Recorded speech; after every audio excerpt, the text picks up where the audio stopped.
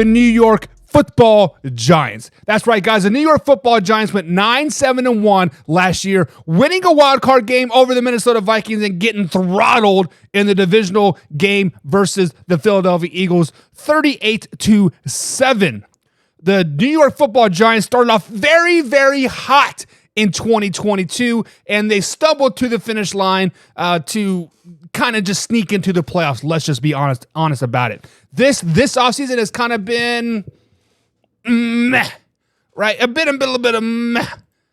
It's been so meh that Saquon Barkley doesn't even know if he wants to be a part of the franchise. Daniel Jones signed that $40 million deal, and Saquon Barkley is not on the team as of right now. So this is what I'm basing my predictions off of, is it's without Saquon Barkley this season, because I don't think he is going to play on the franchise tag. So with that being said, guys, this season I have the New York Football Giants going 6-11.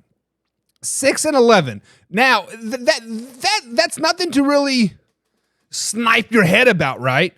Because the first 2 weeks of the season, you start with dubs. You start with dubs over the Dallas Cowboys, and then you have a dub over the Arizona Cardinals. The Arizona Cardinals are going to be a huge wild card this season. I don't know how bad they're going to be, but it could be historically bad in Arizona. But you open up the season with the Dallas Cowboys at home, then travel to Arizona, and then you travel to San Francisco, continue that West Coast trip, and that's your first loss of the season.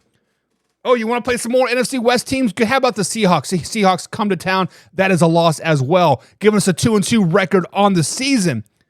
Then you travel to Miami, to Buffalo, unless another L, and then another L, and then finally get back on the winning ways versus the Washington Commanders and Sam Howell and the boys. Then you welcome the New York Football Jets into town. That is a loss as well. Loss to the Raiders as you travel to Vegas. Then you travel to Dallas. That's a loss. Travel to Washington, D.C. That's a loss. Travel to New England. That's a loss. Much needed bye week. 3 wins going into week 13, and then you have Monday night matchup versus the Green Bay Packers. Now, I think the Packers are going to be really, really good this season. Sorry about the camera all shaking. I got just the webcam set up today. That's my bad. That is a dub versus the Packers. You coming off a bye week, Monday Night Football. I feel like you guys can get some things going, right? Not so fast. Travel to New Orleans. That's a loss. Travel to Philly. That's a loss. Then you cut the Rams coming into town. That's a win. And then you get a week 18 over the Philadelphia Eagles again, because the Eagles probably had the division wrapped up at this time. 6-11, missing the playoffs this year without Saquon Barkley. Now, if Saquon Barkley happened to be, hey, I want to come in, I want to play, man, this franchise tag isn't such a bad thing after all. Maybe it's not such a bad thing after all. Well, 8 wins. 8 wins with Barkley, maybe. Maybe a win over the Saints. Maybe a win over the Patriots. But let's just be honest. The New York Football Giants do not move my needle one way or the other.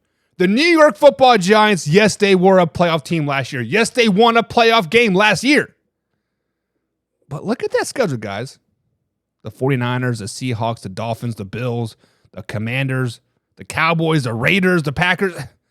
Their schedule does not do them any favors this year whatsoever. 6-11 is all I got for the New York Football Giants this